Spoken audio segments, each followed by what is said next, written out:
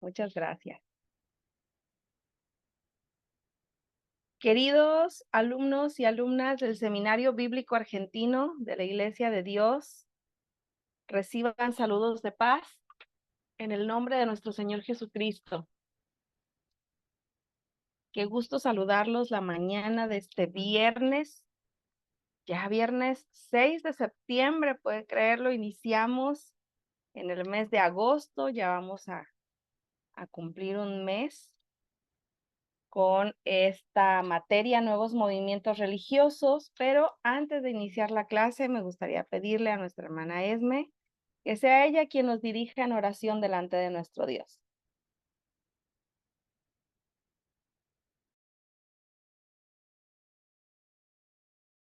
Sí, mi hermanita. Bendito Padre, una vez más, Señor, damos gracias a ti por todas tus bondades. Gracias, Señor, por este nuevo día que tú nos concedes, que nos dejas respirar, movernos, Padre. Gracias, Señor.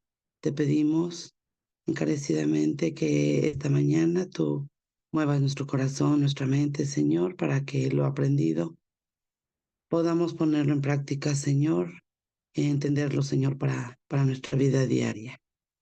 Gracias, Padre, por la vida de nuestra hermana Perla y de nuestros compañeros que se han de ir agregando, Señor, o los que han de ver la clase repetida. Te ruego nos bendiga, Señor, en este día, en el nombre de Cristo Jesús, Señor nuestro. Amén. Bien, pues vamos a iniciar, hermana Esme, ¿cómo llega el día de hoy del 1 al 10? 10, mi hermana, bendito sea el Señor, con 10.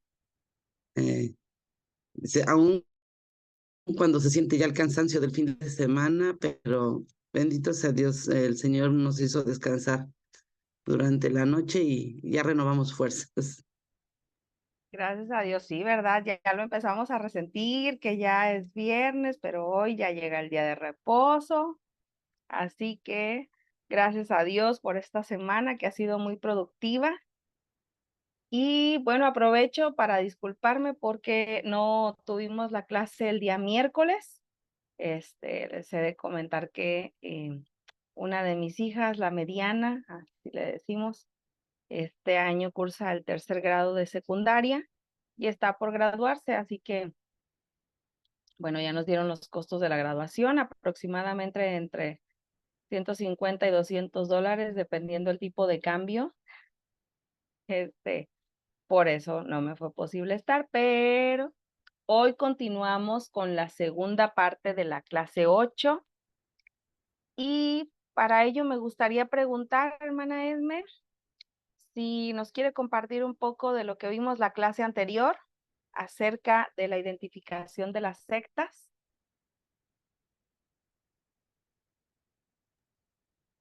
Pues así como que mi memoria esté al 100, mi hermana Perla no es excelente, pero sí recuerdo que hablamos sobre las sectas y que pues algo que identifica o que nos hace saber que es una secta es que nuestro Señor Jesucristo no está presente para ellos, no es, no es parte fundamental de su credo.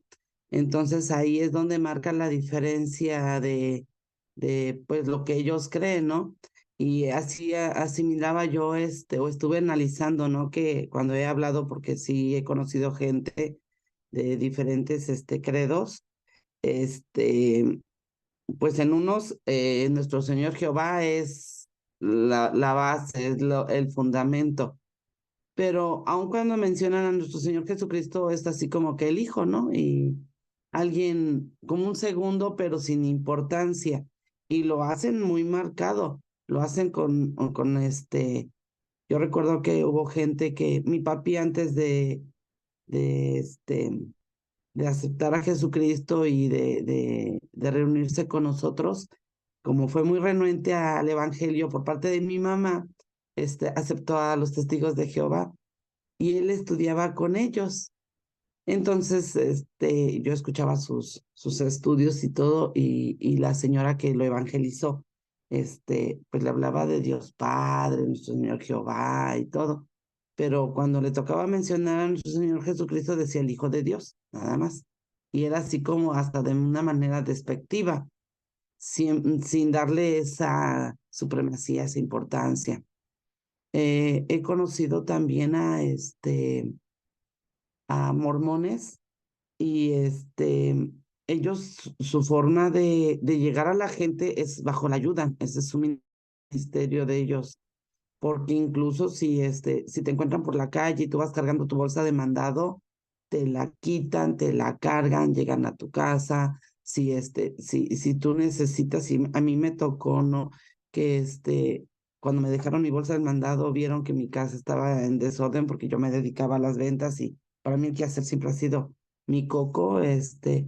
Hermana, présteme una escoba, yo le voy a ayudar a barrer. No, no, ¿cómo que? No, no, ese es mi ministerio. Y se metieron, eran dos chicas, y una barrió y la otra lavó trastes, y yo así espantada, porque nosotras no lo hacemos.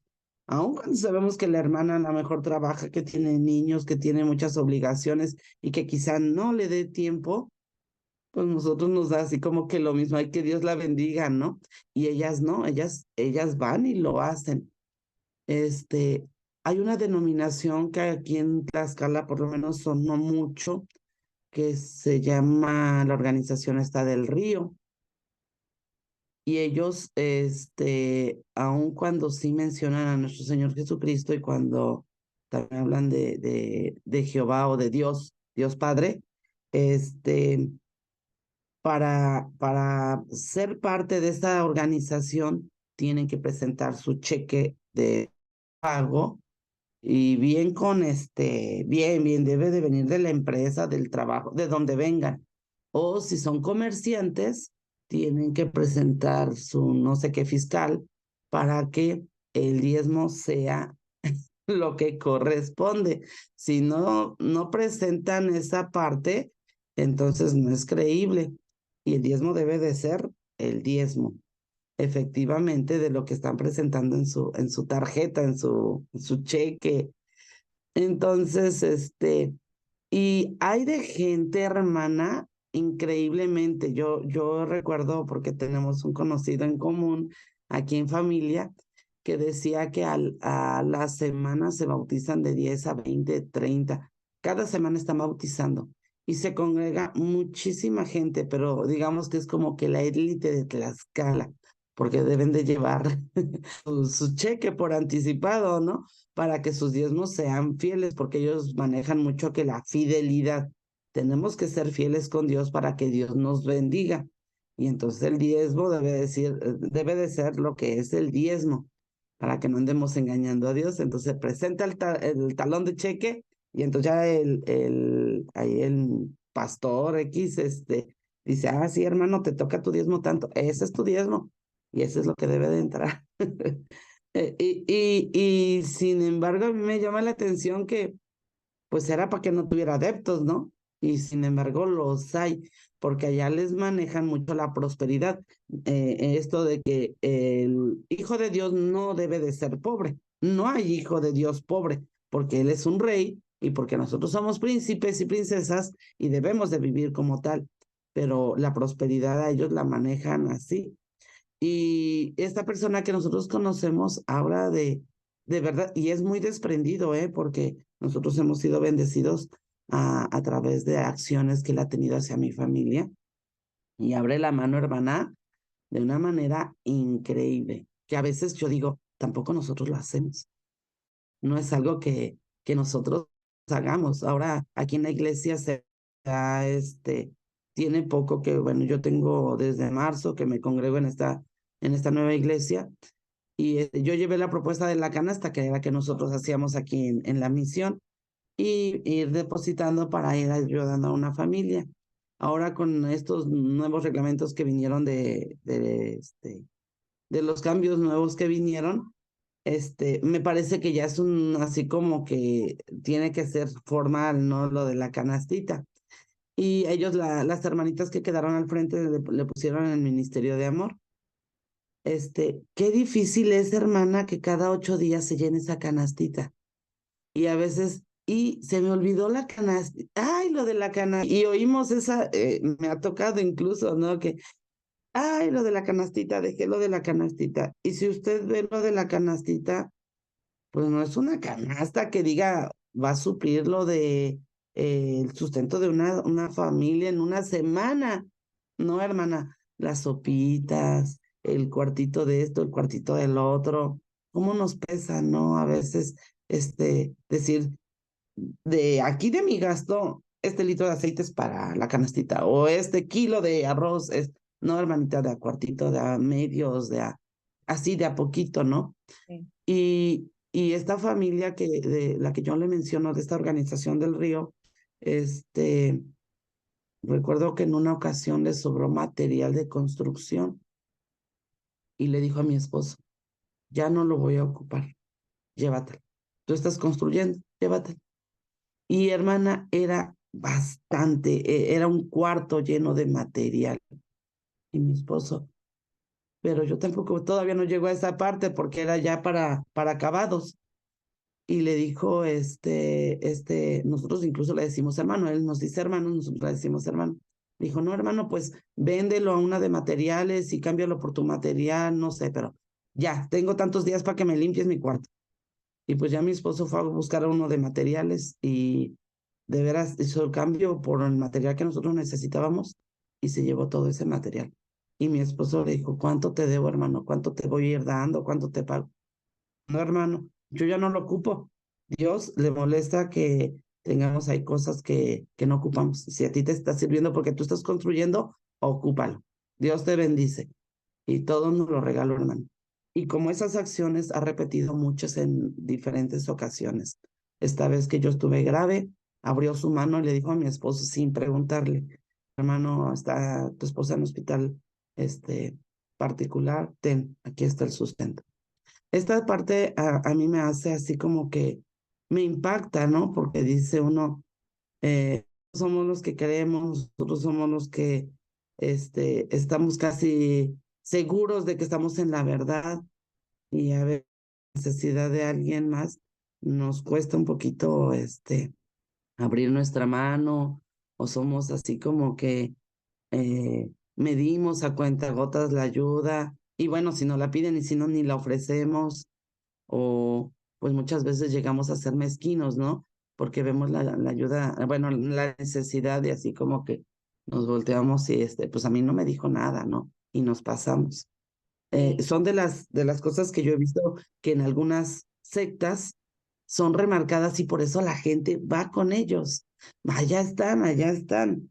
Entonces, pues algo, pues bueno, podemos sacar, quizás están desorientados y con la base fundamental que es nuestro Señor Jesucristo, pero entre su credo, pues ellos buscan dar ayuda al prójimo. Sí, es este evangelio de la prosperidad. Lo bueno en el caso, por ejemplo, del jefe de su esposo es que él es dadivoso y que comparte, pero vamos a ver que las sectas tienen además de esta característica, ¿no? De querer llamar la atención de la gente o un cierto grupo de élite, porque en ocasiones es así, aquellos que puedan eh, digamos, pagar por su permanencia dentro de ellas, y lo vamos a ver en el caso de la cienciología, por ejemplo, que solamente un grupo de élite es el que puede acceder a los conocimientos que brinda. En otras, bueno, tiene que ver con el servicio y también algunas otras cuestiones. Muchas gracias, hermana Esme, por esta aportación tan valiosa. Muchas gracias. Hermanos Mario y Amanda, del 1 al 10, ¿cómo llegan este día? Buen día, paz, Dios les bendiga. Eh, Muchísimo mejor, dando gracias al Señor. Yo creo que ya aproximándonos al 10 y bueno, todo por la misericordia y la bondad de Dios. Y gracias por sus oraciones, gracias por estar allí siempre presente, así sea de lejitos, pero de corazón muy cerquita. Muchas bendiciones y muchas gracias. Gracias a Dios, hermana Amanda. Qué gusto escucharla que se siente mejor. Gracias a Dios. Hermano Mario, del 1 al 10, ¿cómo llega este día?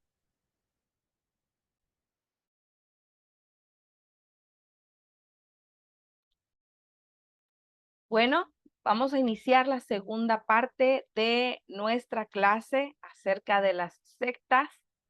Y además de mi hermana Esme, ¿alguien quisiera comentar qué hicimos la clase anterior?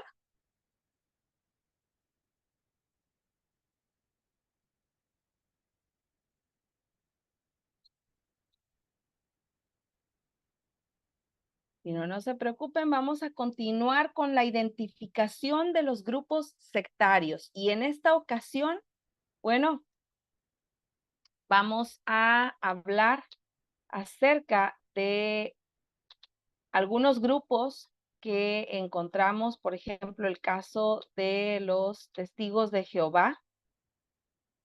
Seguramente ya los hemos escuchado, ya nos hemos familiarizado con ellos. Son este grupo regularmente de parejas que están en alguna esquina, en algún parque, tienen unos equipamientos, algunas estructuras donde se encuentran ahí pues las revistas que ellos manejan. ¿Y qué más vamos a ver con ellos? Bueno, vamos a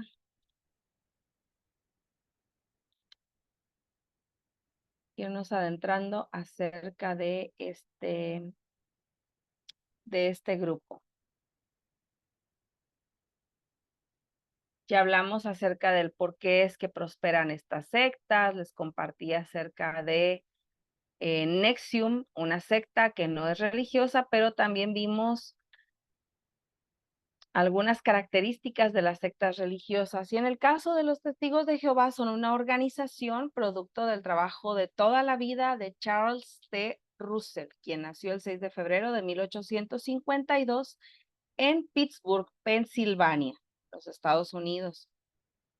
En 1870, siendo aún adolescente y sin ninguna educación teológica, organizó una clase de Biblia cuyos miembros terminaron haciéndolo pastor. Fíjense cómo es que este joven, este adolescente interesado acerca del conocimiento de la palabra, del querer compartir con un grupo, terminó siendo el pastor de este grupo. Vieron en él algo que les llamó la atención y por eso fue el encargado de compartir la palabra.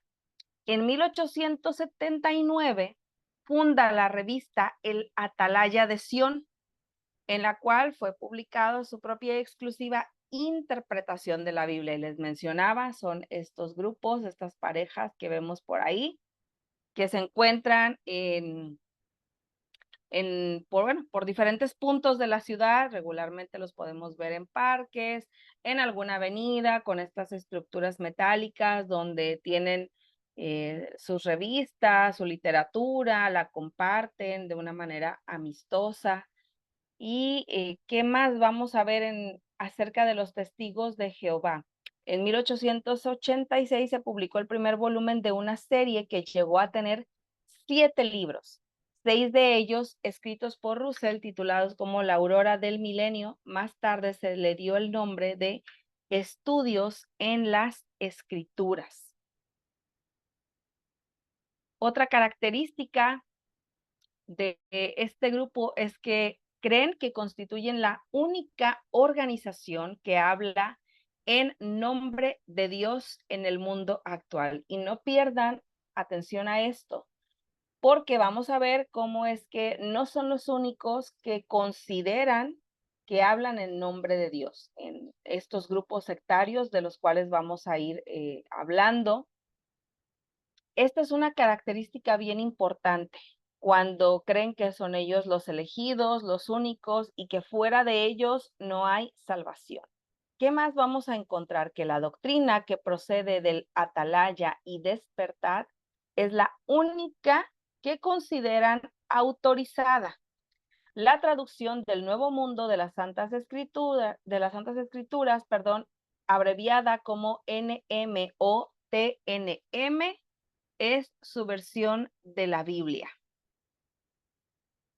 Y no son el único grupo que tiene una versión que complementa a la Biblia. En este caso, bueno, vamos a ver y vamos a analizar algunos pasajes de cómo es que ellos tienen esta diferenciación con la Biblia que nosotros tenemos. Su literatura insiste en una salvación por obras. Las buenas nuevas de hoy consisten en que Cristo Jesús ha venido otra vez, ha establecido el reino de Dios, ahora está gobernado en el cielo. Todas las evidencias demuestran que Jesús tomó su poder real y comenzó a reinar desde el cielo en el año de 1914. Y esta ilustración es una de las que podemos encontrar en sus libros. Seguramente en algún momento han podido verlos, y si no, es muy fácil que puedan acceder a ellos. Esta literatura, donde se muestra, ¿no? Cómo está en un reino de paz, en este reino que se está gobernando en el cielo, cuando se alcance ya este grupo de los 144,000, la salvación va a ser un reino de paz, un reino pleno. Y regularmente esto es lo que encontramos, ¿no? Personas de diferentes razas, pero que todas tienen el común denominador, que son miembros de la organización de los Testigos de Jehová. Y ahora quiero compartirles acerca de 5 peligros de los Testigos de Jehová, para que vayamos viendo cada uno de ellos, para que tomemos nota, pongamos atención y sobre todo identifiquemos algunos de estos peligros, si es que conocemos a alguien que está dentro o está inmerso en esta organización, o está aceptando los estudios que le comparten. De hecho, vamos a encontrar literatura, digamos, de ciertas denominaciones o de las iglesias evangélicas, donde además también literatura de algunos exmiembros de los Testigos de Jehová, donde alertan acerca de estos peligros o de cómo responder a ciertas creencias que tienen los Testigos de Jehová, cómo confrontarlos, cómo hablar con ellos, cómo orientarlos. Hay literatura diversa al respecto, pero me pareció pertinente que compartamos acerca de estos 5 peligros. Y es que la organización de los Testigos de Jehová afirma ser el único grupo cristiano verdadero en el mundo, y consideran que el resto de las iglesias, sean católicas o protestantes, enseñan error y que Dios destruirá a cualquier persona que no sea testigo de Jehová. 1. Niegan las enseñanzas centrales de la Biblia. Niegan que Jesucristo sea Dios, como ya nos mencionaba nuestra querida hermana Esmeralda. En lugar de esto, enseñan que Jesucristo es un ángel creado. También comentan que la vida eterna en la presencia de Dios es solamente para unos cuantos elegidos. Y aquí es donde afirman acerca de este grupo especial de personas, que son los 144,000, del cual conocemos, ¿verdad? Que también se menciona en Apocalipsis, pero es con otro fin, en otro contexto, donde tendrán la experiencia de nacer otra vez y podrán vivir para siempre con Dios en el cielo. Cuando se les cuestiona, se les pregunta, bueno, y si ya están esos 144,000, ¿qué pasa con el resto? Bueno, los demás testigos permanecerán en la tierra. Fíjense cómo ellos tienen una aparente respuesta para este dilema. ¿Qué más vamos a encontrar? Un segundo peligro es que produjeron su propia versión de la Biblia. Y aquí vamos a tener un comparativo acerca de algunos versículos Por ejemplo, tenemos Juan 1:1, que es conocido por todos, ¿verdad? En el principio era el verbo, y el verbo era con Dios, y el verbo era Dios. Esto es una declaración acerca de Jesucristo. ¿Y qué dice la traducción del Nuevo Mundo? Entre corchetes, el principio, la palabra era. Y la palabra estaba con Dios y la palabra era un Dios. Este cambio fue hecho para apoyar la negación de los testigos de que Jesús es Dios. Y yo dije, bueno, porque encontré este comparativo en un libro y dije, vamos a hacer esto de manera así tangible, real. Aquí tengo una traducción del Nuevo Mundo. Bueno, yo no, mi esposo, que él colecciona ciertos libros, además de Biblias, y efectivamente, ustedes lo pueden comprobar. Si por ahí les piden que les presten una de sus Biblias, pueden ver estos pasajes. El otro que vamos a ver es Colosenses, capítulo 1, versículo 16. Porque en él, Jesús, refiriéndose a Jesús, fueron creadas todas las cosas. Todo fue creado por medio de él y para él. Esto enseña que Jesús es el creador de todo y como tal no es él mismo un ser creado. Colosenses 1:16 en la traducción del Nuevo Mundo dice, porque por medio de él todas las otras cosas fueron creadas. Todas las otras cosas han sido creadas mediante él y para él. La palabra otras ha sido erróneamente añadida a este versículo para apoyar la falsa enseñanza de los testigos de Jehová, de que Jesús mismo es un ángel creado. Y por último, en este comparativo tenemos Hebreos, la carta a los Hebreos, capítulo 1, versículo 8. Mas el Hijo dice, tu trono, oh Dios, por el siglo del siglo. Note aquí que Dios, el Padre, llama a Jesús el Hijo Dios. Hebreos 1:8 en la traducción del Nuevo Mundo, pero respecto al Hijo, Dios es tu trono para siempre jamás. El orden de las palabras ha sido erróneamente cambiado por la organización para ocultar el hecho de que Jesús, el Hijo, es identificado como Dios. Y estos tan solo son 3 pasajes de la traducción del Nuevo Mundo en los que encontramos cambios bastante evidentes respecto a la Biblia. Y esto para apoyar su versión de que Jesús no es Dios. 3. Tienen una historia de profecías fallidas. Y cuando veíamos acerca de estas características de las sectas religiosas, es precisamente el que se aventuran con estas profecías. Los líderes de los testigos de Jehová no han sido la excepción porque afirman hablar por Jehová Dios con autoridad profética, pero las profecías hechas por ellos no se han cumplido. Por ejemplo, predijeron que el Armagedón y el fin del mundo vendría en 1975. Bueno, estamos en el año 2024. Quiere decir que esto no sucedió. Pero para ocultar este incidente de fallo profético, la mayoría de los testigos de hoy niegan que hicieron esta predicción, aunque se prueba fácilmente porque se encuentra en su propia literatura.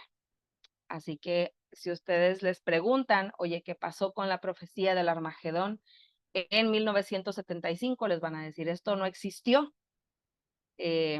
No sé de dónde sacas eso. Sin embargo, esta fecha y esta predicción todavía la pueden encontrar en la literatura que ellos comparten y en la cual se evidenciaba esta profecía que, bueno, les decía, pues no fue real. Pero no fue la única, porque también predijeron que el fin del mundo vendría en los años 1914 no sucedió. Bueno, después en el 1915 tampoco pasó, pero vendría hasta el 1918, no sucedió. Y entonces decidieron esperar unos años más. En 1925, pues tampoco pasó. Bueno, es que quizá iba a ser en 1942 y no fue así.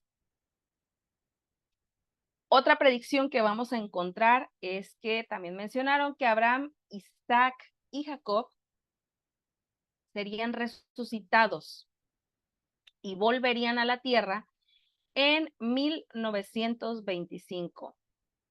Pues tampoco sucedió así, queridos hermanos y hermanas.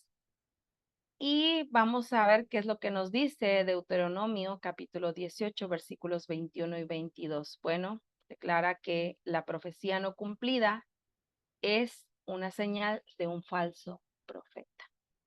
Así que juzguen ustedes si cada una de estas profecías que en las que se mencionó acerca del fin del mundo no sucedieron. Bueno, pongamos atención en este detalle.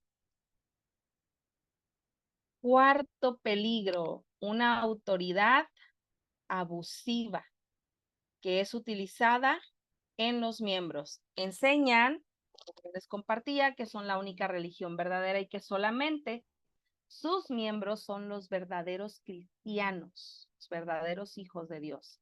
Afirman que nadie puede aprender una verdad espiritual fuera de ellos. Y también enseñan que hay salvación solamente en ser un miembro de su organización. Toda aquella persona que no sea testigo de Jehová será destruida en el Armagedón. Cuando hablábamos acerca del abuso espiritual, bueno, esta organización forma parte de ese, pues digamos, de esos grupos que utilizan su autoridad de manera férrea para abusar de los menos favorecidos, donde además, pues están señalando que todo aquel que no sea parte de su organización, entonces, pues simple y sencillamente en este evento del Armagedón van a ser destruidos. Pero además es que no se puede cuestionar la autoridad de los líderes. Y lo vamos a ver más adelante. Fíjense, quiero compartirles acerca de cómo ellos sí son un grupo que con sus miembros tienen este control y este abuso de poder, porque lo vamos a ver también en el siguiente apartado. Exigen a sus miembros que obedezcan y acepten sin cuestionar cada mandato e interpretación bíblica dada por la organización. Esto que vamos a compartir seguramente para ustedes no es desconocido, y es que prohíben las transfusiones de sangre. Además, que han utilizado sus predicciones del fin del mundo para infundir miedo en el corazón de sus seguidores. Y mientras investigaba esto acerca de los testigos de Jehová y la forma en que ellos utilizan, ¿verdad? Pues estas cuestiones para infundirles miedo, me di cuenta de cómo les han generado traumas en la experiencia que tuvieron algunos exmiembros de esta organización, que además, una vez que quedan fuera, son rechazados por sus familias. Y en la diapositiva anterior, cuando compartía acerca de las transfusiones, descubrí, por ejemplo, que hay un cirujano acá en México, específicamente en el municipio de Tijuana, Baja California, que se anuncia como un cirujano para testigos de Jehová. Yo decía, ¿cómo es esto? Bueno, resulta que este cirujano atiende especialmente procedimientos para los testigos de Jehová con algunas herramientas que son innovadoras, con un enfoque mínimamente invasivo, y solamente algunos médicos se especializan en estos procedimientos. Les ofrece ciertos cuidados y restricciones al momento, por ejemplo, de hacerse cualquier cirugía, ¿no? De las que él pues lleva a cabo, y tiene este cuidado con respecto a las transfusiones de sangre, que sabemos que para ellos están prohibidas y que, bueno, llamó mi atención porque nunca había escuchado acerca de un cirujano especialista o especializado en atender a los testigos de Jehová, por la forma en que, bueno, él lleva a cabo este procedimiento de manera casi invasiva y además respetando los lineamientos que tienen en su organización. Fíjense qué interesante, qué curioso también. En nuestro caso, bueno, no he escuchado que pase algo así dentro de nuestra organización. Siguiente y último punto de estos peligros que se encuentran en la organización de los testigos de Jehová, y es la desasociación. ¿Qué es esto? Bueno, cuando son expulsados, dijéramos en la iglesia católica, cuando son, ay, se me fue la palabra. Excomulgado. Excomulgados, gracias mi hermana Esme, cuando son excomulgados, bueno, vamos a ver qué pasa en esta desasociación. Escuchen el caso de una chica que en un podcast comentó acerca de lo que sucedió para que la expulsaran o la desasociaran en esta organización de los testigos de Jehová.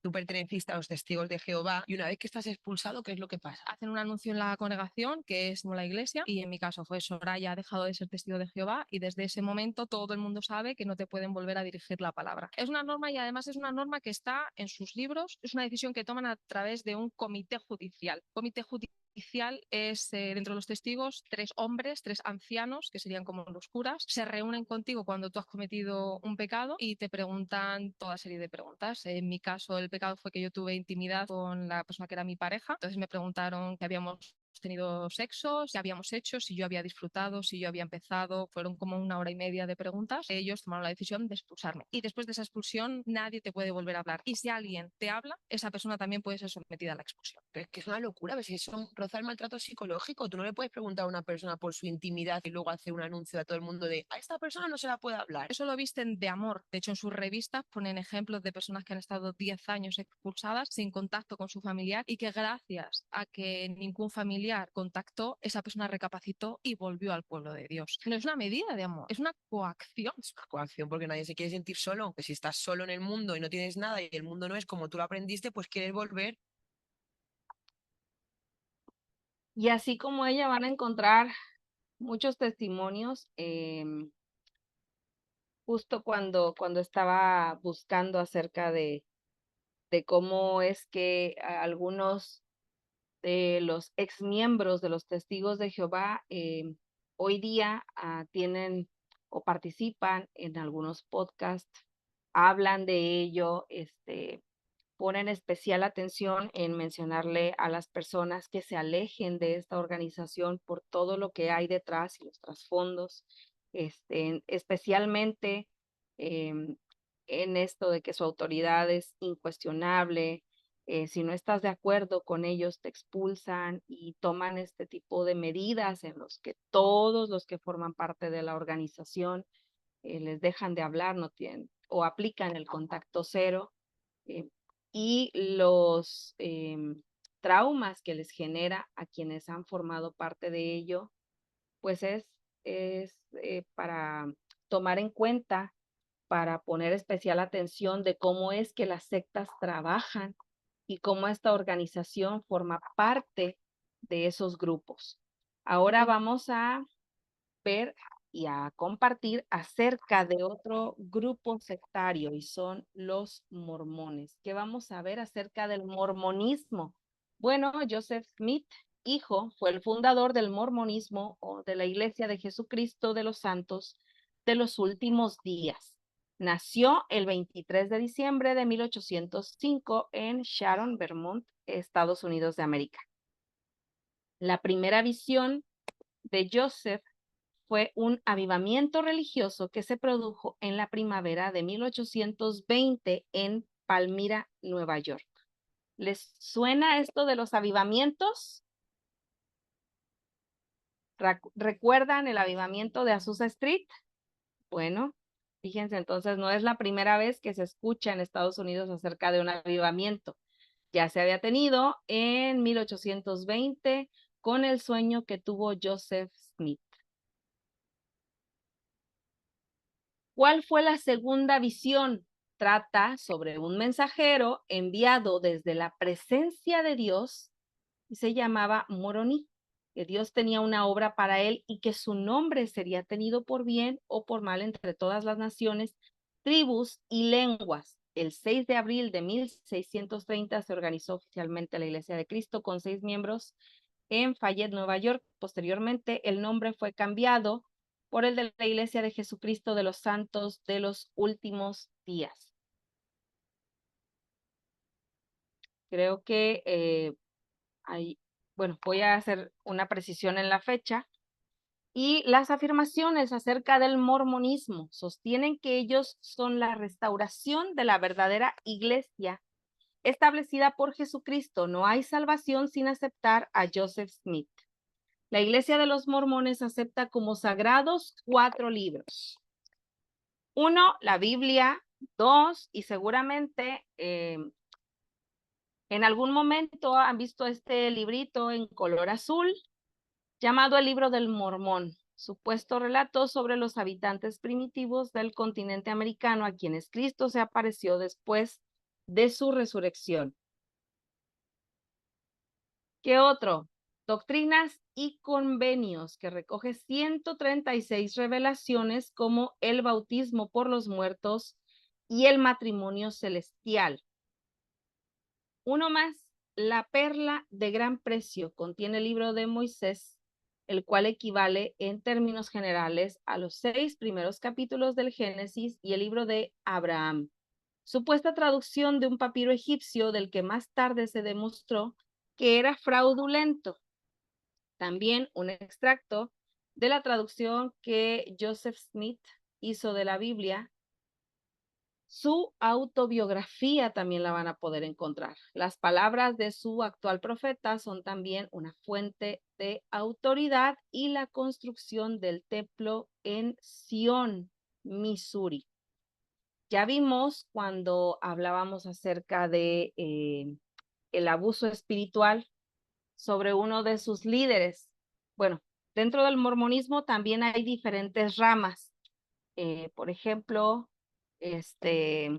hay algunos que todavía siguen compartiendo la creencia sobre la poligamia, aunque si uno les pregunta a los mormones, oye, ¿qué sucede con esto? No, esto ya no existe como tal. Durante un tiempo se realizó, pero ya no más. Sí, hay ramas todavía del mormonismo que la practican en Estados Unidos. Estaba recordando que incluso hubo un programa en la televisión por ahí de principios de los 2000 que se llamaba Hermanas Esposas, si mal no recuerdo, y era un reality donde este grupo conformado por un esposo y 4 mujeres que eran hermanas, no hermanas de sangre, sino hermanas porque pertenecían a esta organización de los mormones. Obviamente el hombre también, él era el esposo y ellas eran las esposas. Vivían en una especie de comuna porque buscaban que estuvieran las 4 casas en donde vivían cada una de ellas con los hijos que habían procreado con este hombre, en una misma acera o en un mismo lugar, y ahí él podía mantener, digamos, el control de todos los hijos, de la administración, y ellas hacían diferentes labores. Pero era muy curioso que en este reality se exponía que pues no todo eran cosas lindas, que también esta forma de vida que tenían, donde pues obviamente estaba presente la poligamia, también les generaba conflictos e incluso algunas se llegaban a cuestionar si todavía podían continuar con este ritmo de vida hasta que llegó un punto en que, bueno, empezaron a desertar porque se dieron cuenta que los hijos cuando acudían a la escuela eran señalados, eran rechazados, era evidente, ¿verdad?, la situación que ellos llevaban en la convivencia, además que estaba expuesta en televisión. Y por eso cuando uno les pregunta, oye, ¿y qué pasa con esto de la poligamia? No, no existe, sí, sí existe. Otros más todavía tienen más control sobre las mujeres, otras de las ramas del mormonismo, donde pues se les pide, ¿verdad?, que sean obedientes, que sean sumisas, en un grado en el que solamente el hombre es quien puede salir al mundo a realizar sus actividades, sus labores diarias. Ellas deben de permanecer en casa, sin contacto con el mundo exterior. Esa es otra de las ramas que hay dentro del mormonismo, solo por mencionar dos de ellas. A los mormones se les enseña a obedecer a sus líderes, ya sea que estén en lo correcto o no. ¿Lo hemos escuchado de otras organizaciones? Sí, lo acabamos de ver en el caso de los testigos de Jehová. Cualquier santo de los últimos días que denuncie o se oponga, ya sea activamente o de otra manera, a algún plan o doctrina que defiendan los profetas, videntes y reveladores de la iglesia, está cultivando un espíritu de apostasía, es decir, está negando su fe. No se pueden poner en contra de lo que dicen estos profetas, videntes o reveladores, porque si eso sucede, entonces se corre el peligro también de ser expulsado de la organización. Y vamos a ver un poco con el siguiente video. Revelation, etc. None of that is okay, and none of that is justifiable in any way. It was simply wrong. Joseph Smith had at least 34 wives, of which 7 were teenagers and 1 was only 14 years old. He was 37 at the time. This is appalling, now as well as back then. Several of his wives, quote wives, were his own foster daughters. 11 of them were already married to other living men. He used threats and manipulation to get them to marry him, i.e., he told them an angel with a sword threatened to cut his head off if they didn't marry him, told them that they and their families would be exalted in heaven if they married him, sent one man away on a mission, and then secretly married his pregnant wife. He kept it secret from his first wife, Emma, and then when she found out, he had a quote revelation that told her she would be destroyed if she didn't go along with it. This is still in the scriptures in D&C section 132. He lied in public, denying that he was practicing polygamy. He ordered the destruction of a printing press, which is a federal crime, so that the newspaper wouldn't expose his polygamy. This crime is the reason he was arrested and sent to Carthage jail, where he ended up being killed. There are so many just disgusting and appalling details about polygamy in the church, but suffice it to say, it was horrific and sexist and abusive. This is sexual predator behavior, and the prophets and the church leaders who did it after Joseph were also awful and predatory. It was terrible at the time, too. This was not something that was normal or acceptable at the time. It's a main reason why people were so opposed to the Mormons back then. In fact, the United States was not going to give Utah statehood until they stopped practicing it, hence the convenient revelation that finally stopped the practice. The church does not practice it now in this life. However, it is still a doctrine, still in the scriptures, and is still considered a practice that will be done in the afterlife according to church doctrine. And the church has been very deceptive about it. Polygamy is simply a deal breaker. Brigham Young's polygamy was even worse than Joseph Smith's. I can't consider anyone a prophet who did what these men did. There is no way it came from a loving God. Fíjense cómo Joseph Smith amenazaba a las que no querían ser sus esposas, diciéndoles que entonces vendría un ángel con una espada y les cortaría la cabeza. Qué forma tan evidente de abuso Hoy lo podemos ver así. En aquel entonces era para infundirles miedo a las mujeres y que fueran parte Revelation. de su grupo selecto de esposas. ¿Cuáles son algunas de las enseñanzas que tienen los mormones y que hoy exponen algunos ex miembros de esta organización? Fíjense, por ejemplo, tenían la promesa del Libro del Mormón a los nativos americanos, que se eliminó porque nunca se cumplió y consistía en que cuando aceptaban el Evangelio del Mormón, su piel se volvería blanca y deleitable. Y decía este párrafo así: y antes que pasen muchas generaciones, entre ellos se convertirán en una gente blanca y deleitable. Como esto no sucedió, en 1981 cambiaron el texto a pura y deleitable. Y antes que pasen muchas generaciones, entre ellos se convertirán en gente pura y deleitable. Esta era una forma en la que evangelizaban o sometían a los nativos americanos cuando les presentaban el evangelio, diciéndoles o prometiéndoles que serían como la gente blanca, que de hecho su piel se volvería blanca, cosa que pues, obviamente no iba a suceder. Esto también era una forma de manipulación y de abuso para someter, en este caso, a los nativos americanos. Ahora vamos con otro grupo sectario, la Iglesia de la Unificación o los Moonies. ¿Quiénes son?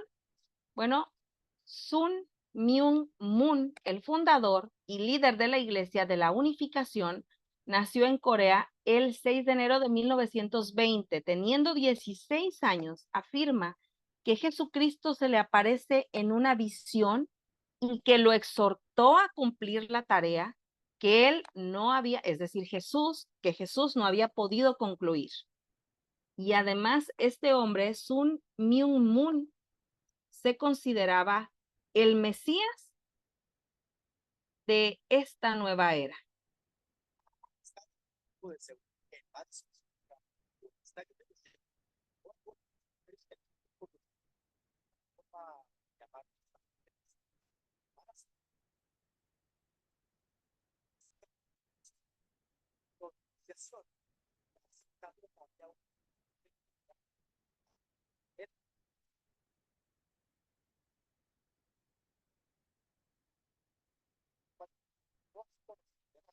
De hecho, no hace falta.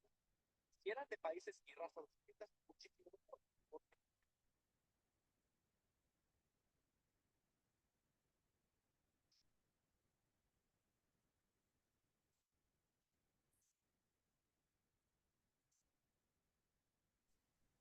No se oye casi nada.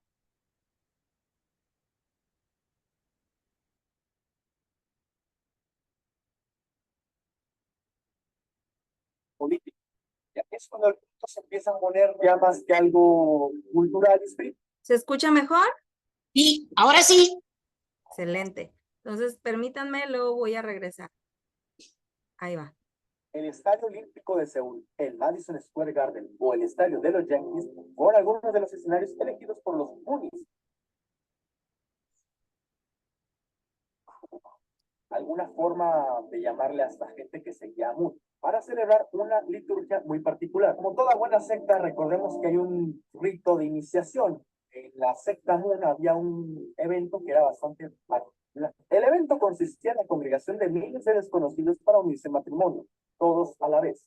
Las futuras parejas no se conocían de nada. De hecho, no hacía falta. Si eran de países y razas distintas, muchísimo mejor, porque el objetivo de la ceremonia oficial por el mismísimo Sun Myung Moon era mezclar cuantas más nacionalidades y procedencias de una sola vez. El mensaje de la Iglesia de la Unificación fue ganando adeptos por todo el mundo. Se abrieron decenas de templos o centros de espiritualidad en Estados Unidos y Latinoamérica. En paralelo, el señor Moon fue labrándose un imperio a través de su conglomerado empresarial, Tongil Group, que se le proporcionó una influencia económica y también política. Y aquí es cuando el culto se empieza a poner ya más que algo cultural y espiritual a algo más político y comercial. Dungill Group le proporcionó una gran influencia económica y política. El poder del señor Moon abarcaba todos los palos, ya fuera mediante New World Communications, corporación a través de la cual manejaba cabeceras como The Washington Times, Side of the News o Tiempos del Mundo, entre otros. El señor Moon era considerado casi como una divinidad por miles y miles de personas. Era rico y poderoso. También sabía que su movimiento Mooney era visto por muchos como una secta y era consciente de los recelos que despertaba su fortuna. Así que emprendió una serie de iniciativas en aras de mejorar su imagen, diversas conferencias sobre la paz mundial, entrevistas con premios Nobel o la financiación de distintos proyectos culturales fueron algunos de los gestos para dulcificar el legado de Moon.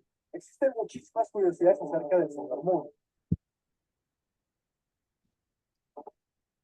Como por ejemplo que era un abierto traficante de armas, que fue arrestado en Estados Unidos por evasión de impuestos, que tuvo un conflicto abierto con la cristiandad y específicamente con el Papa Juan Pablo II, que tenía un cierto gusto por el fútbol y que de hecho parte de su conglomerado comercial hizo parte de un torneo que se llamaba el Torneo de la Paz, en la cual por cierto participó el Real Madrid. El primer gol de Cristiano Ronaldo fue precisamente en dicho torneo. Créeme, al señor Moon no lo seguían 5 personas, nada de eso. Al señor Moon lo seguían prácticamente todo el mundo en Corea del Sur, medio Estados Unidos y gran parte de Latinoamérica. De hecho, estuvo en algún momento rotando por la Casa Blanca, precisamente su función política, y apadrinó al presidente John Nixon.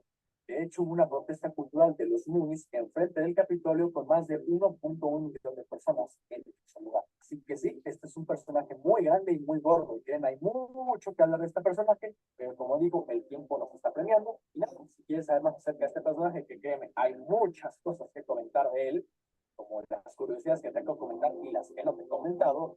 Ya sabes, puedes comentarme si quieres que hable. ¿Habían escuchado acerca de esta iglesia de la unificación? Bueno, puede ser uno de los temas, si ustedes gustan, para la presentación del trabajo final, porque es un grupo también, pues, dentro de estos grupos sectarios que tuvo un gran auge, especialmente en... Hermana Esther, ¿está usted bien? Sí, estoy bien, sí, gracias. Perfecto. Que tuvo un gran auge en Corea y en Estados Unidos, que incluso llegó a tener gran poder político y económico y de una gran influencia, especialmente en estos países.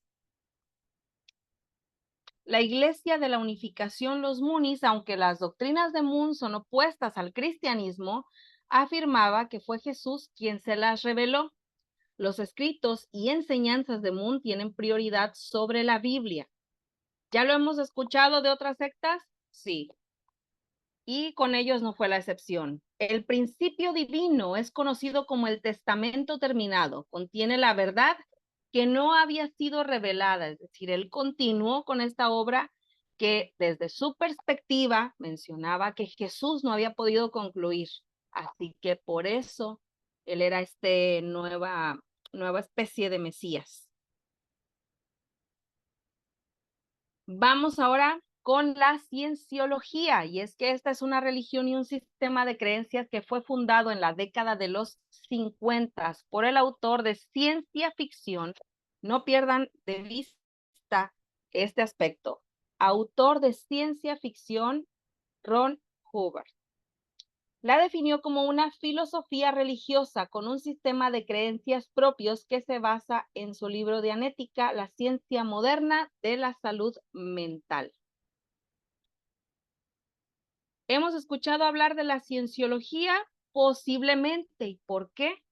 Porque algunos de los actores más famosos en Hollywood forman parte de esta organización.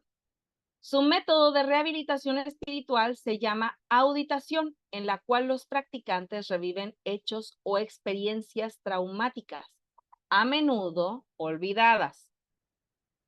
Estas experiencias obviamente forman parte de su pasado y lo hacen con el objetivo de liberarse de su carga negativa o los efectos limitantes y así mejorar su vida en el presente y en el futuro.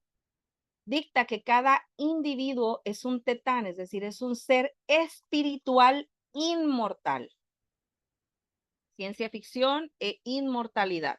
¿Qué les parece parte de lo que son las creencias de la cienciología? Pero ¿qué más vamos a ver? Rechazan la psiquiatría y los medicamentos psiquiátricos porque dicen que interferirían con el funcionamiento de la mente racional. En países de Europa es considerada una secta peligrosa. Por ejemplo, en Francia está prohibidísima. Sin embargo, en otros lugares es reconocida como una religión y por eso la protegen. En México tenemos un templo grandísimo de la cienciología y ustedes van a poder ver cómo tienen ciertas características estos lugares, además de las letras enormes que tienen por fuera. Desconozco si en Buenos Aires y en Colombia también existen estos templos. En la Ciudad de México, en la capital del país, es donde se encuentra. Ha sido objeto la cienciología de críticas y litigios, tanto por parte de los exmiembros como de críticos externos que han cuestionado sus prácticas financieras, su estructura jerárquica y las alegaciones de abuso y coerción. Para que uno pueda ingresar a este grupo, a esta secta, tiene que tener solvencia económica. Hace unos minutos nos compartía nuestra hermana Esme cómo también en México hay una secta donde si formas parte de esta élite, que tienes una solvencia económica, que tienes la forma de dar estas aportaciones financieras, entonces sí puedes formar parte del grupo. Pero además vamos a encontrar que sus líderes tienen estos puestos jerárquicos donde abusan de su poder y someten a los que se encuentran o a los miembros que se encuentran jerárquicamente por debajo de ellos. Vamos a escuchar también un testimonio de miembros de la cienciología, tanto de los mormones como de los testigos de Jehová. Podemos encontrar información de exmiembros de la cienciología. También es el caso, incluso hay un documental, por ahí se los voy a enviar por WhatsApp, la imagen, por si ustedes gustan verlo y saber de qué trata, o incluso si quieren preparar su trabajo final al respecto, también esto les puede ayudar. Insiders. Hubbard was growing more and more vindictive toward those who stood in his way. He created what he called the Rehabilitation Project Force. The RPF was what we called it. It was the prison camp where you'd go for reindoctrination. It was on the 7th floor of the Hollywood headquarters, a confined space to rehabilitate members who might be harboring subversive thoughts. Spanky was sent to the RPF when she objected to the way the church had denied medical treatment to her boss. I went thinking, of course, this is a big mistake. And then I got there and there were like 200 of us. So much of the exec strata of the organization that hit the skid simultaneously. RPF stands for Rehabilitation Project Force. It is a program that is exclusively for the benefit of C organization members. If they are stressed out, if they're not doing well on their job, have them do menial type work and 5 hours a day of auditing and Scientology training. It's a fabulous program. We were working, cross my heart, 30 hours on, 3 hours off, doing like hard labor, like having wire brushes on windowsills and sanding, breathing paint fumes. The regular crew would eat first, and then we'd get what was left. It was kind of like table scraps. There was mattresses out there on the roof, and they were wet and soggy and gross. And if you got to sleep for 3 hours, sometimes you just have to go out there and crash out.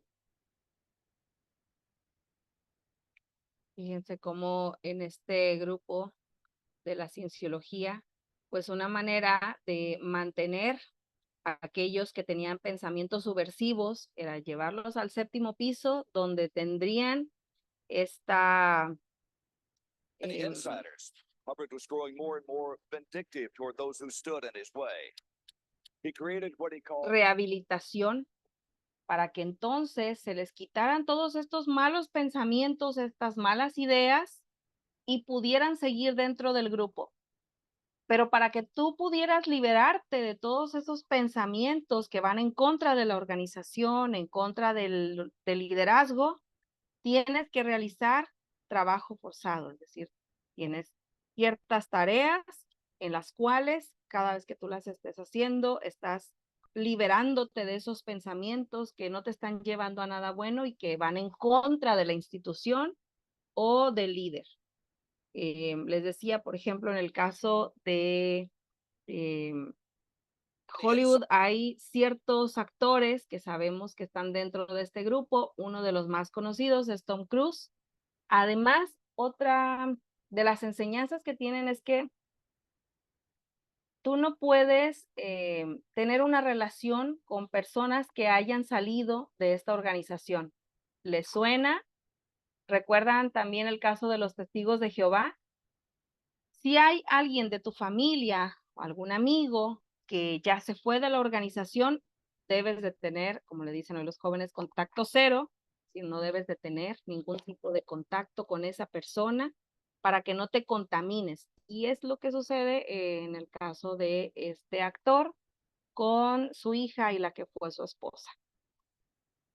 Bueno, ahora vamos a hablar de otro grupo sectario y este tiene su sede en Guadalajara, México. Estoy hablando de la Luz del Mundo. Es una iglesia con una gran influencia en nuestro país, en esferas políticas, en altos niveles de gobierno. ¿De dónde nace la Luz del Mundo? Fue fundada en 1926 por Eusebio Joaquín González,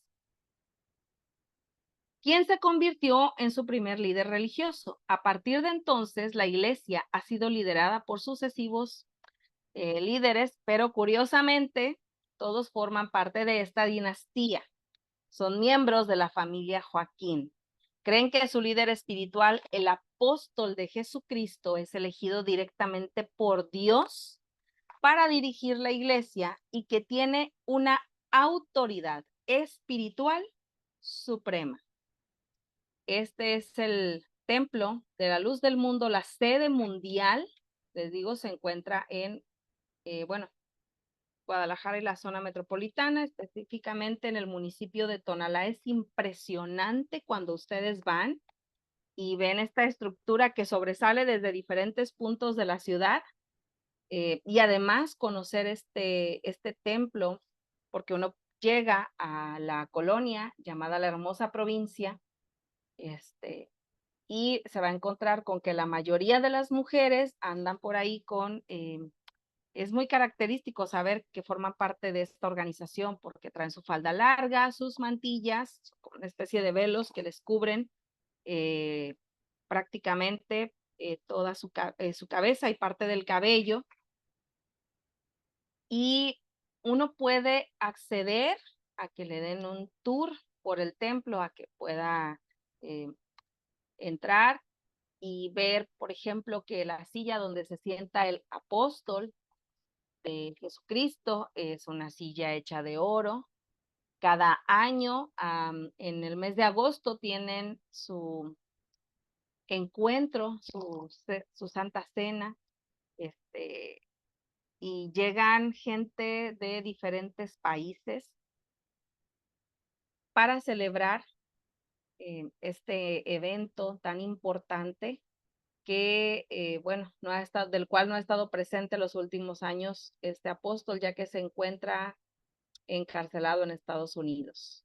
Los miembros de la Luz del Mundo creen que su líder espiritual, les decía, elegido directamente por Dios, tiene una autoridad que es incuestionable. Comparten creencias cristianas comunes como la Trinidad, con algunas denominaciones que también creen en la Trinidad. Tienen también la creencia en la Biblia como la palabra de Dios y la importancia de la salvación a través de la fe en Jesucristo. Esto que ustedes ven aquí, todo esto que ven en esta parte, son personas.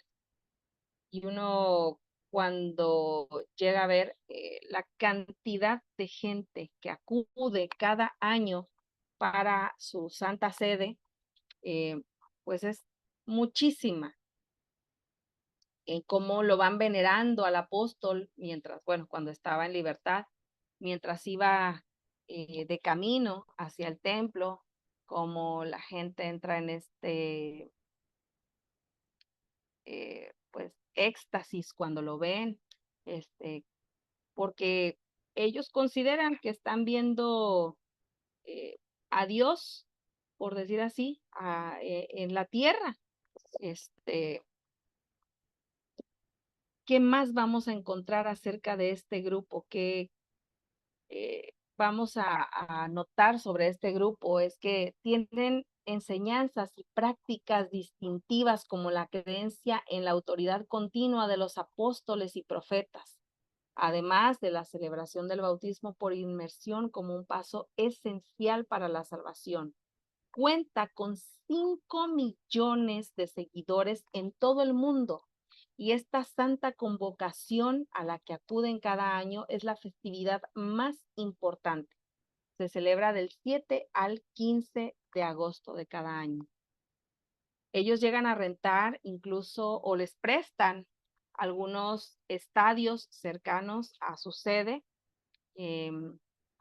otros gimnasios para que la gente pueda acudir ahí.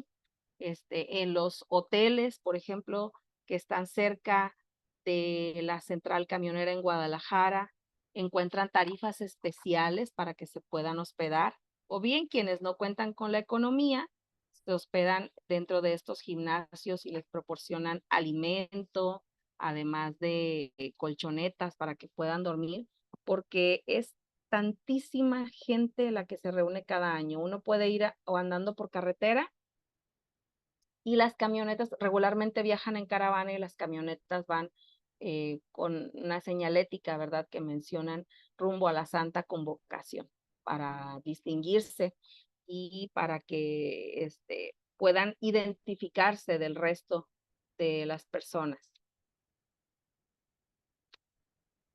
De la luz del mundo también vamos a encontrar que, bueno, esta autoridad incuestionable del profeta o de los profetas, porque han sido 3 los que han estado al frente de esta organización, pues les ha llevado a cometer una serie de abusos que también ustedes pueden acceder a esta información a través de las redes sociales por las investigaciones que se hicieron, especialmente el gobierno en Estados Unidos, y por el cual en estos crímenes cometidos, el apóstol más reciente, Nazón Joaquín, se encuentra encarcelado. Esto es tan solo un poco de los testimonios que comentan algunas de las víctimas de los líderes de la luz del mundo. There should be a magnet for people who enjoy hurting others. If all their lives they've suffered in the same way, psychologically, emotionally, then that's all they know. And they inflict it on others. And they think that that's normal. When you speak out against the church, the first stage is the shunning. The second stage is when they go through your family. They cut ties with your family. The third one is the physical retaliation, you know. When they find you and they know you're speaking ill of the servant of God, they beat the crap out of you. And there's nothing you can do. We weren't allowed to ask questions. Everything were orders. Everything was, you obey, obey, obey, obey. I had a mental breakdown. I said, I don't know how I'm going to do it, but I need to reach out to somebody that will help us. I found Reddit because I went online and I just Googled La Luz del Mundo. And that's the first page that popped up. I knew that there was some kind of social platform where people were communicating, but I didn't know what it was. And I started reading all the posts. It's like, really? these stories stuck to me because I'm actually reading them from someone that had experienced the same thing. And I did at the same age, 15, 16. So this Reddit helped me see, wait a minute. A través de esta plataforma es que empezaron a contactarse, primero a desahogarse algunas de las víctimas de los líderes de la luz del mundo. Y así fue como comenzaron a ver cuáles eran los patrones de abuso que habían sufrido. Y fue entonces que empezaron a denunciar las víctimas sobre estos abusos cometidos. El gobierno en Estados Unidos puso especial atención, sobre todo porque ya se habían dado cuenta que además otro de los delitos que se le atañen a este líder, a este apóstol, es el lavado de dinero, nexos con el narcotráfico y por supuesto el abuso de hombres, mujeres, niños, adolescentes en esta secta. Como además cuando ellos deciden ya no formar parte de la organización, pues les piden a sus familiares que aún están dentro de la misma que corten lazos con ellos, que eviten contaminarse. Y de igual manera, ustedes pueden encontrar testimonios de exmiembros de la Luz del Mundo a través de podcast. Y también, por ejemplo, en TikTok van a ver algunos de estos videos donde pues comentan, ¿verdad? Todas las irregularidades que sufrieron cuando se encontraban dentro de esta secta. Vamos a pasar al siguiente tema, las características del cristianismo ortodoxo. Vamos a terminar ya con la clase número 8 y este es el último tema, la palabra ortodoxia del griego ortos y doxa, que significa recta doctrina o doxa. No aparece en el Nuevo Testamento, aunque su experiencia de fondo se encuentra en Gálatas 2:14, el andar en rectitud y de un modo especial en las cartas pastorales.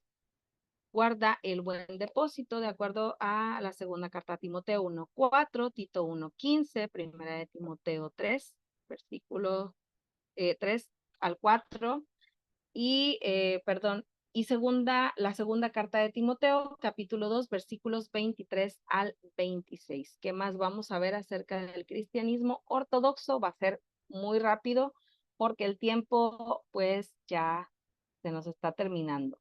Su empleo se extendió a partir de los concilios de Éfeso en el 431 y Calcedonia en el 451 para distinguir a los cristianos que mantenían la recta doctrina, los ortodoxos, y los que se apartaban de ella, los heterodoxos. En los primeros tiempos de la iglesia hubo comunidades con tendencias distintas, de manera que la unidad de la fe, en el sentido posterior de la palabra, se fue extendiendo e imponiendo desde el final del siglo II, con el establecimiento del canon del Nuevo Testamento y la institución de los obispos. Solo entonces, y de un modo especial de los concilios de los siglos IV y V después de Cristo, se pueden hablar de comunidades y doctrinas heterodoxas dentro de la tradición cristiana. Por eso, en un sentido, la nota de ortodoxia pertenece a todas las iglesias católicas, ortodoxas y protestantes que aceptan la doctrina de los primeros 7 concilios. Los católicos romanos, bueno, la Iglesia Católica Romana Histórica acepta los 66 libros del Antiguo Testamento y del Nuevo como la palabra inspirada de Dios. Acepta también los libros llamados apócrifos como inspirados por Dios. Además de esto, considera que la tradición de la Iglesia tiene autoridad como las Escrituras. Los ortodoxos orientales, la Iglesia Ortodoxa Oriental Histórica también acepta los 66 libros del Antiguo Testamento y del Nuevo como la revelación inspirada por Dios. A estos añaden la tradición de su Iglesia con igual grado de autoridad y ponen un fuerte énfasis en la continuidad de la tradición apostólica y patrística. consideran que la enseñanza de la iglesia se basa en los primeros padres de la iglesia y en los concilios ecuménicos. Los protestantes, ¿cuáles son las características? La iglesia protestante histórica sostiene que solo la escritura es la autoridad definitiva en todo lo que se refiere a la fe y la práctica. La fórmula luterana de concordia lo expresa del siguiente modo: creemos, confesamos y enseñamos que la única regla y norma según la cual deben ser considerados y juzgados los dogmas y doctrinas no es otro que los escritos proféticos y apostólicos del Antiguo y del Nuevo Testamento.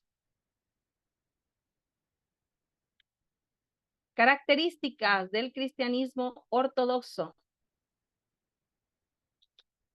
La doctrina sobre Dios. Hay un Dios, este Dios es único y tiene una naturaleza plural. Este Dios único es llamado Padre, Hijo y Espíritu Santo. Los tres son personalidades distintas, a todos se les señala como Dios. Por consiguiente, llegamos a la conclusión de que el Padre, el Hijo y el Espíritu Santo son un solo Dios, o sea, tienen la doctrina de la Trinidad. 2, la persona de Jesucristo. Jesús fue humano, Jesús era Dios, Jesús afirmó su divinidad, realizó obras divinas y poseyó atributos divinos, cosa que en las sectas recuerden que algunos de ellos no ven que Jesús tenga un origen divino. Por ejemplo, el caso de los testigos de Jehová, que lo ven como un ángel. La doctrina de la iglesia, la doctrina verdadera, está formada por todos aquellos que han puesto su confianza en Cristo, proclamándolo como su Salvador. Esto es lo que consideran que es parte de la verdadera iglesia, la expiación. Todas las ramas del cristianismo están de acuerdo en que la muerte de Cristo satisfizo a Dios perfectamente como un justo castigo sustitutivo por los pecados del mundo. La doctrina de la salvación está vinculada con la muerte expiatoria de Cristo en la cruz.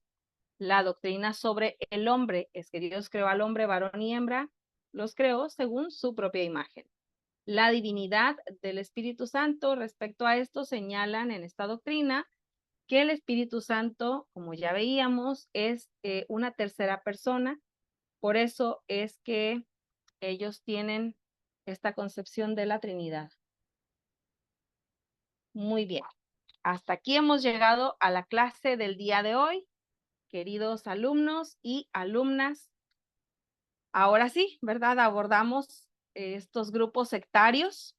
Y antes de finalizar, me gustaría preguntarles si tienen alguna duda, algún comentario al respecto.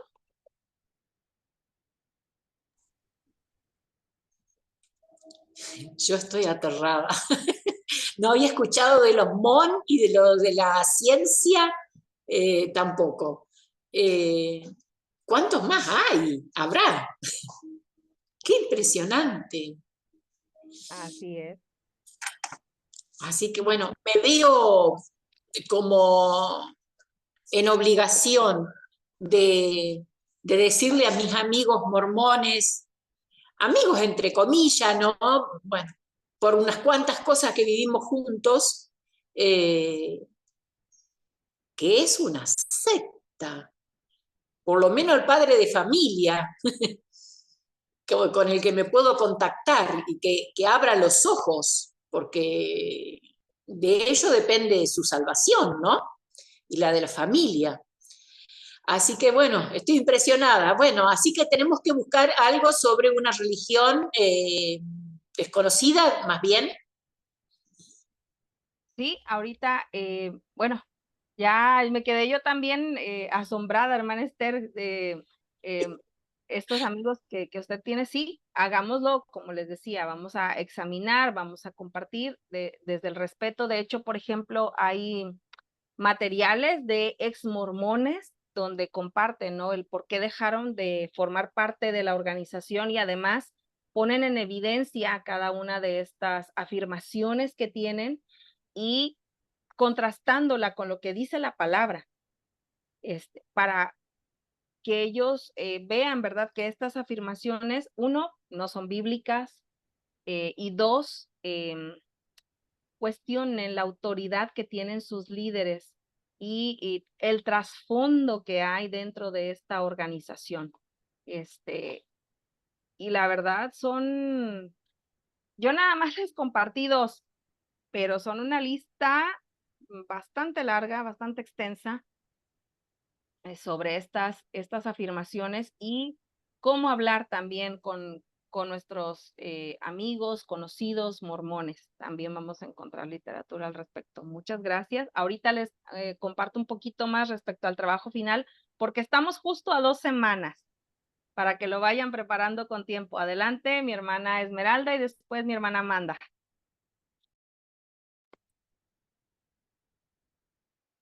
A mí me llama la atención cómo aun cuando saben todo lo que pseudo apóstol ha hecho, siguen creyendo en él, siguen orando, ayunando por él, porque creen que es una situación de injusticia. Y es increíble, ¿no? Cómo sus adeptos todavía siguen fieles a él, aun cuando saben todo las atrocidades que ha hecho. Y bueno, dice uno, ¿cómo la gente llega a tener esa tanta necesidad de Dios que con cualquiera que le hable bonito y le diga cosas y hasta se personifique, ¿no? Como tal, la gente ahí va como corderitos, ¿no? Siguiéndoles. Y llegamos a la conclusión, o bueno, llego a la conclusión de que la ignorancia, ¿no? Porque tan fácil a lo mejor que es abrir las Sagradas Escrituras y leer, pero si a nosotros nos pasa, llega un pastor nuevo y nos impone sus modas, sus credos, sus novedades, y ahí vamos. Y a veces ni siquiera nos echamos un clavado a si esto es lo que creemos, esto no es lo que creemos, si esto está bien, esto está mal. No, simplemente ahí vamos, ¿no? Lo digo por mi persona, hace muchos años, pues lo que llegaba el pastor y decía era lo que pues, nosotros hacíamos, hasta que nos vamos adentrando a la palabra de Dios, como decimos, no, esto pues, no está bien, esto es algo de su cosecha, esto es algo que a él le gustó y lo está haciendo, pero la ignorancia ha sido la madre de de todas estas ideologías, ¿no? Que se han dado, se han suscitado y que por no querer llevar la palabra de Dios ahora sí que como se debe, pues dicen que es el evangelio según yo, y entonces ahora yo es lo que predico, y ahora, pues ahora síganme, ¿no? Los buenos y los que yo digo que deben de seguirme. Algo que me tenía en la duda, hermana, también los masones están dentro de esta línea. Ellos aparentemente hablan de un creador, pero alguna vez me tocó platicar con alguien así cercano, porque ellos también son de otra élite, y ahí sí, para que vea, entre ellos y los espiritistas hasta me asustó todas sus cosas. Pero bueno, dije, yo creo que también los masones están entre ellos, pero me quedó la duda. No le voy a adelantar nada porque lo vamos a ver en las últimas clases, entonces le voy a poner como en los programas, continuará. Esté al pendiente, pero sí, hermana. que nos llama la atención, ¿verdad? Les decía, creo que fue la clase anterior o hace 2 clases, que la gran comisión a la que fuimos llamados se ha vuelto la gran omisión, que ahora es tiempo de voltear hacia adentro y decir, ¿qué estamos haciendo para, pues, llevar a las personas el verdadero evangelio? ¿Por qué nos estamos quedando callados? ¿Por qué no les estamos presentando a Jesucristo? Pero al real, no al que estas personas les hacen ver, ¿no? Como que, bueno, pero es que es un ángel. Pero mira, es que entonces llegó este nuevo líder y él dice que es la personificación de Jesús para hacer lo que al Señor le faltó, en el caso de los Moonies. O es que es el apóstol de Jesucristo, él es el que tiene la revelación. ¿Qué estamos haciendo nosotros? con el resto de las personas, con nuestra comunidad, para no presentarles el verdadero evangelio. Eso también es para que nos pongamos a reflexionar. Y dice por aquí nuestra hermana Esther, siempre con aportes económicos bien especiales. Entonces, seamos muy, muy cuidadosas y comencemos a compartir el verdadero evangelio. Hermana Amanda, ¿tenía un comentario al respecto? Sí, pues tenía la misma pregunta de la hermana Esme sobre la masonería, que entiendo que la mayoría de las personas como muy adineradas o demás, o que tienen mucho poder son los que, bueno, no sé si puedo decir que lo practican o son pues miembros, ¿no? Pues he escuchado normalmente de acá eso. Esa era mi duda porque como no lo había visto, pensé que esa no lo tenía. No estaba en el plan de clase, sin embargo, cuando nuestro hermano Carlos, a quien le mandamos saludos, decía que sería bueno hablarlo, no se preocupen, ya nos quedan las últimas 2 clases y ahí con gusto lo abordamos. Mientras, quiero recordarles que estamos a 2 semanas para la entrega del trabajo final. ¿Qué van a realizar en este trabajo final? Una investigación sobre alguna de las religiones que se han compartido, de estos movimientos que les haya llamado la atención, por ejemplo, las sectas o, no sé, pudiera ser, por ejemplo, las religiones universales, las étnicas, y van a hacer una exposición en video de máximo media hora, en la que ustedes toquen puntos que consideren esenciales y una propuesta al respecto de cada una de ellas con nuestra creencia. Muy bien. Entonces, la fecha de entrega, hoy estamos a 6, es fecha límite, viernes 20 de septiembre. Viernes 20 de septiembre. Hay que compartir este video, ya sea que lo suban a un drive o bien tengo entendido que del seminario hay una plataforma. Hay que ver si se puede subir a esa plataforma o a YouTube, ¿de acuerdo? Para que este sea su trabajo final y con ello, bueno, daremos por terminada la participación de esta materia, nuevos movimientos religiosos. ¿Dudas, comentarios, preguntas al respecto? ¿No? Si no, no se preocupen. Igual las pueden hacer por el grupo de WhatsApp y con mucho gusto las respondo. Más tarde les estaré enviando a través del director la clase en el formato PDF y también la actividad de la clase número 8. Por mi parte es todo.